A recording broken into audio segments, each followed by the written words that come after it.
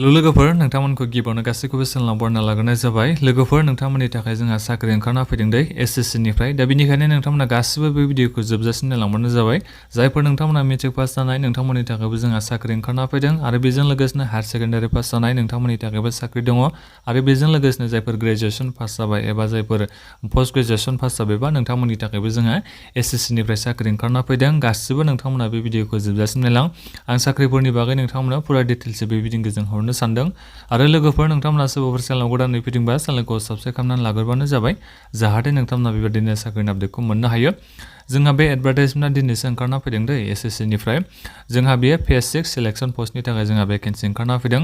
Online apply जोंहा दिनै 6 March दिनैनिफ्राय जोंहा अनलाइन एप्लाइ स्टार्ट जाबाय।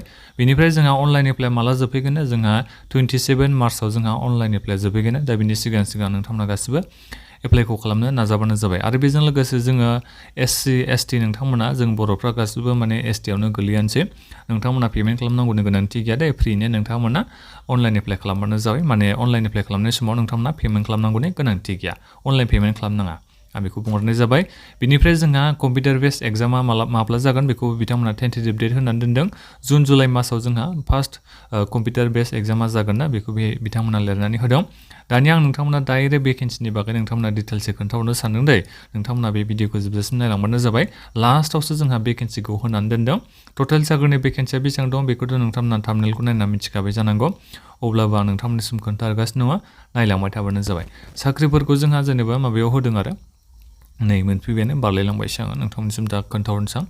साख्रिफोरनि नामखौ गोबां होनानै दं माने गोबां साख्रिनि नामफोर फैदों आरो बेजों लोगोसे जोंहा भेकेन्सियाबो एसे दङआनो।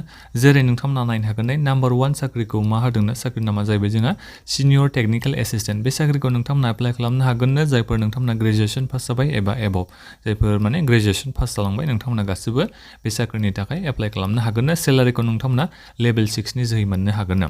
दा बिनि थाखाय टटेल साख्रिनि भेकेन्सिया सासेल' दङ आरो बे आनरिजार्भनि थाखायल'।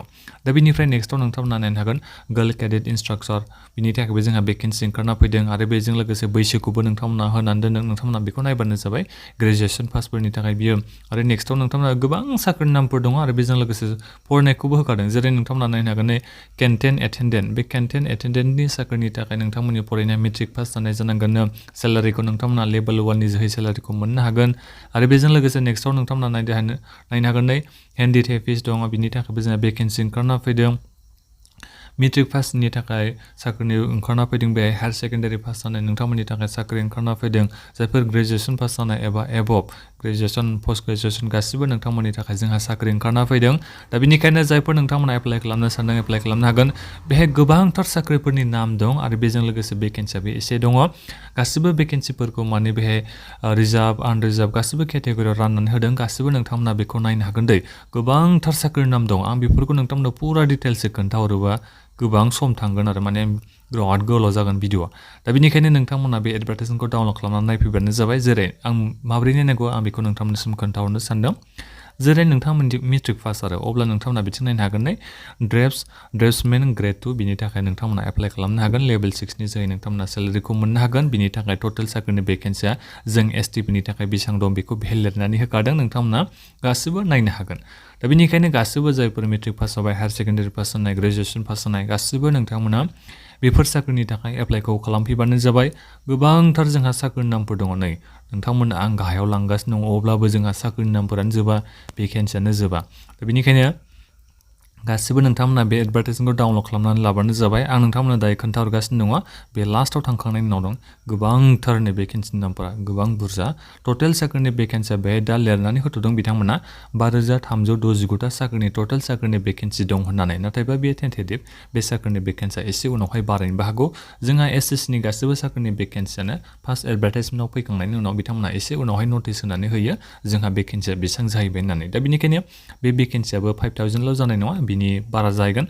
6000 7000 बेनि गेजेराव जोंहा बे भेकेन्सिया जाहैनो हागौ दा बेनिखायनो नोंथांमोननिसिम आं खावलायो गासिबो नोंथांमोना बे साख्रिनि थाखाय एप्लाइ खालामनानै लाबानो जाबाय दानिया आं नोंथांमोना सेलेक्शन प्रसेसनि बागै एसे खोन्थाहरखानो सानदों दे जाहाथे नोंथांमोना गासिबो बेफोर एग्जामखौ गोसो होनानै मोजाङै फरायनानै एग्जामखौ होनो हायो मा फरायनांगौ बिनि बागै नोंथांमोना मिन्थिनो हायो बिनि थाखाय नोंथांमोना सेलेक्शन प्रसेसनि बागै खोन्थाहरनो सानदों बेहाय गोबांथार एडभार्टाइजमेन्टआव माने गोबां पेज दं आरो दा बेनिखायनो गोबां आं नोंथांमोननिसिम बेखौ बेबायदि खालामनांगौ जादों नोंथांमोना नायलांबाय थाबानो जाबाय नैबे एजफोरनि बागैबो खोन्थाखादों दे बे एडभार्टाइजमेन्टखौ नोंथांमोना एसे मोजाङै फरायनानै एप्लाइखौ खालामबानो जाबाय नोंनि बे फट'ग्राफा बेसेबां समनि सिमा जागोन बेफोरबायदि बिथांमोना लिरनानै होदों बेफोरखौबो नोंथांमोना नायबानो जाबाय दानिया फैदो जोंहा कम्पिउटार बेस्ड एग्जाम जोंहा कम्पिउटाराव MCQ टाइपनि एग्जाम जागोन नोंथांमोना गासिबो मिथिखायो जानांगौ SSCनि एग्जामा माबायदि जायो जायफोर नोंथांमोना मेट्रिक्स लेभेलनि जेनेबा जायफोर मेट्रिक पास जाबाय नोंथांमोना मेट्रिक पास जानायनि साख्रिखौ एप्लाइ खालामनो सानदोंबा नोंथांमोननि सेलेक्शन प्रसेसआव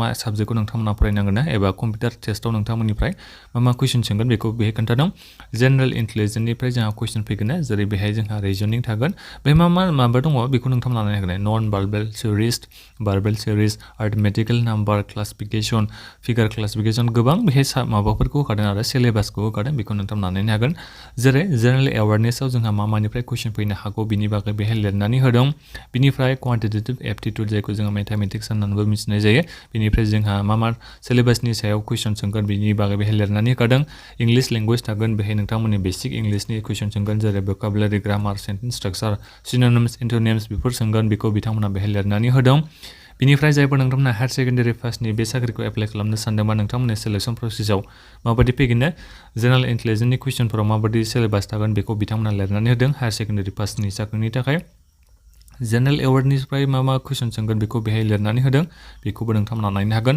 क्वान्टिटेटिभ एप्टिट्युड जायखौ जोङो मेथ्स होनना मिथिनाय जायो बेहाय मा सिलेबास दं बेखौ बेहाय लिरनानै होदों इंलिश लेंगुवेज थागोन एन्टोनिम्स थागोन स्पेलिं मिस्टेक बेफोरखौ आइडियम्स एन्ड फ्रेजेस बेफोर फैगोन वान वर्ड साबस्टिट्युसन बेफोर फैगोन बेखौ माने पुरा डिटेल्स होदों एक्टिभ पेसिभ भइस बेफोर फैजोबगोन ना बेखौ बिथांमोना लिरनानै होदों नोंथांमोना बेफोरखौ फरायना नायनो हागोन ओमफ्राय जायफोर नोंथांमोना ग्रेजुवेसन पासनि एबा ग्रेजुवेसन एबभ जायफोर पोस्ट ग्रेजुवेसन गासिबो नोंथांमोना बे साख्रिनि थाखाय एप्लाइ खालामनो सानदोंबा ग्रेजुवेसन लेभेलनि साख्रिनि थाखायबो जोंहा सेलेक्शन प्रसेसा एसे बेलेग जागोन जेनेरेल इन्टेलिजेन्सआव जोंहा सिलेबासा एसे गोबांसिन जागोन जायफोर ग्रेजुवेसननि एबभनि साख्रिखौ एप्लाइ खालामनो सानदों जेनेरेल एवारनेसनि थाखायबो जोंहा सिलेबासा एसे बेलेग जागोन नोंथांमोना बेखौ फरायनानै नायफैनो हागोन क्वान्टिटेटिभ एप्टिट्युड बेहायबो जोंहा सेलेक्शन प्रसेसा एसे बेलेग जागोन बिनिफ्राय इंलिश लेंगुवेजआ बेहायबो आरो जोंहा बांसिन टपिकआ थागोन जोंहा बे ग्रेजुवेसन लेभेलनि साख्रिनि थाखाय दा बिनिफ्राय बे कम्पिउटार बेस्ड एग्जाम जाखांनायनि उनाव जोंहा कम्पिउटार टेस्ट लानाय जागोन दे साख्रि लायै साख्रि जोंहा कम्पिउटार टेस्टआ जागोन गासिबो साख्रिनि थाखाय जोंहा कम्पिउटार टेस्टआ जाया बेखौ आं नोंथांनिसिम खोन्थाहरखानाय जाबाय